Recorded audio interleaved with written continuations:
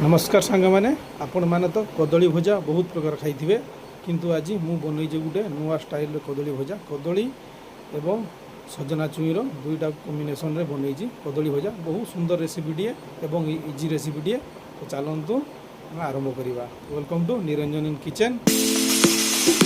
सांग मैंने मु कदली भजा नहीं तीन टा सजना छुई एवं तीन टा कंचा कदली नहीं भल भाव धोई नहीं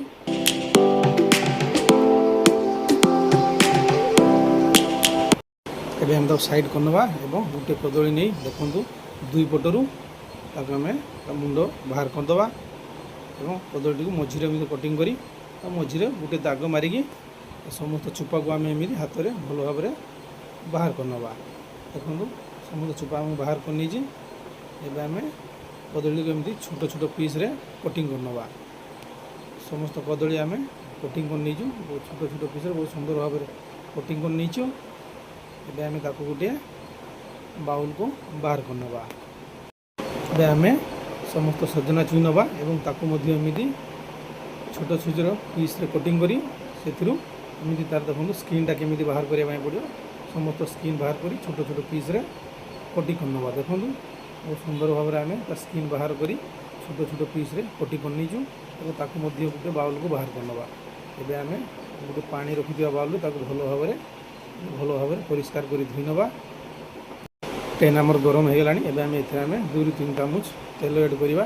तेल गरम हो गलानी एथे आमे गोटा सोरिष पकेबा, गोटे चामच जीरा पकेबा एवं 1/4 चामच रो हिंग पकेगी किछि करी पत्ता ऐड करी ताको भल भाव मिक्स कर दवा। देखो हल्का से फ्राई होला परे एबे आमे एथे किछि कंचा लंका छोट छोट पीस कटिंग करी पकेबा ताको मधे टिके भल भाव गुळाई नवा। एबे आमे इधरे काटिकी रखिदिबा कदली सजना छुई पकी ताको भल भाव एमती मिक्स करवा। किछि समय मिक्स कला परे ताको आमे एबे कवर करदा 10 मिनिट पई मीडियम फ्लेम गैस रे। एबे आमे कवरटी खोलिबा एवं ता भल भाव एमती गुळाई नवा। एबे आमे इधरे स्वाद अनुसार लूण पकेबा, गोटे चामच रो हळदी पाउडर पकेबा एबे ताको भल भाव मिक्स करनवा। हल्का गैस रे ताको धीरे धीरे करी मिक्स करी एबे हमें कवरटी कर दो 5 मिनिट पाई। देखो संग माने बहुत भल भाव आम कदली सीझी गलानी।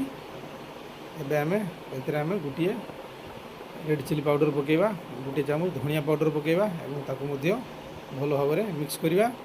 गैस को पूरा स्लो रे रखी एबे हमें ताको 2 मिनिट पर्यंत कवर करनवा। सांग मैंने भजाटी केते सुंदर देखा जाउची, वासना मध्य बहुत बढ़िया आछी। एबे ताको आमे भल भाव मिक्स करनवा एवं एथिरे आधा चामच रो जीरा पाउडर पकेबा एवं अल्प किछि धनिया पत्र पकेबा एवं ताको भल भाव मिक्स करवा। देखंतु हमर भजा बहुत सुंदर भाव रे हेई सारची। एबे आमे गैस टी ऑफ कर दवा। सांग माने ए रेसिपीटी आपण माने घरे बनै परिबे। बहुत इजी रेसिपीटे एवं बहुत खाइया पई बहुत टेस्टी लागिवो। आपन पखाल रे भात रे रुटी रे पूरा स्पेशल भजा ये बहुत सुंदर टेस्ट लगे। आपण माने थरुटे घरे ट्राई करंतु खांतु। मो वीडियोटी आपन को भलो लागिले लाइक शेयर सब्सक्राइब करिवे। जय जगन्नाथ, नमस्कार।